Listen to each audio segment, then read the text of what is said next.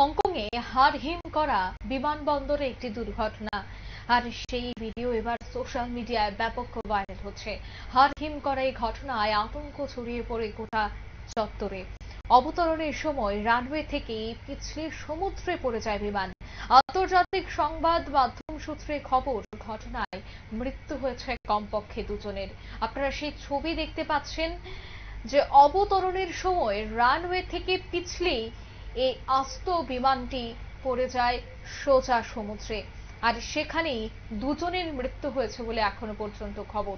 বিস্তারিত জানবো, টেলিফোন লাইনে যুক্ত হয়ে গেছে প্রতিনিধি সোমনাথ মুখোপাধ্যায়। সোমনাথ দা, ঠিক কি জানতে পারছো?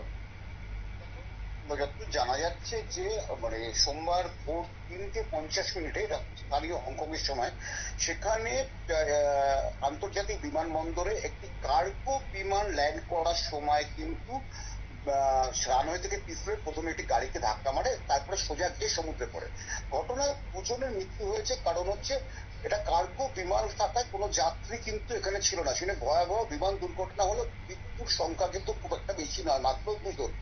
তবে কেন এই দুর্ঘটনাগ্রস্ত হলো, কেন এই দুর্ঘটনায় পড়লো কার্গো বিমানটি, সে নিয়ে কিন্তু ইতিমধ্যে হংকং সরকার কিন্তু তদন্ত করার নির্দেশ দিয়েছে, এবং যে কার কোম্পানির এই বিমানটি ছিল তাদেরকেও কিন্তু তাদের কাছে রিপোর্ট চাওয়া হয়েছে।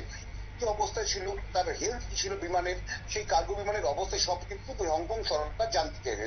তবে এখনো অব্দি কিন্তু বিমানটিকে সমুদ্র, লাস্ট যে ছবি আমরা দেখতে পাচ্ছি, যে খবর আমাদের সামনে আছে, বিমানটিকে কিন্তু সমুদ্র থেকে তোলা হয়েছে কিছুক্ষণ আগে, এবং সেটাকে কিন্তু পরীক্ষা নিরীক্ষা করা চলছে।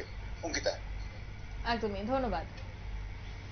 অর্থাৎ যে ছবি বা যে ভিডিও ইতিমধ্যে ভাইরাল হচ্ছে, সেই ভিডিওতে কিন্তু দেখা গেছে যে সম্পূর্ণ এই বিমানটি সমুদ্রে পড়ে যায় এবং সেখানে সঙ্গে সঙ্গে যাত্রীদের মধ্যে একটা আতঙ্ক তৈরি হয়। যদিও প্রত্যেককে নিরাপদে সরিয়ে আনা হলেও দুজনের মৃত্যু হয়েছে। তবে মৃত্যুর সংখ্যা আগামীতে বাড়ে কিনা তার দিকেও থাকছে নজর। নিয়ে নিচ্ছি ছোট্ট একটি বিজ্ঞাপন বিরতির, সঙ্গে থাকুন।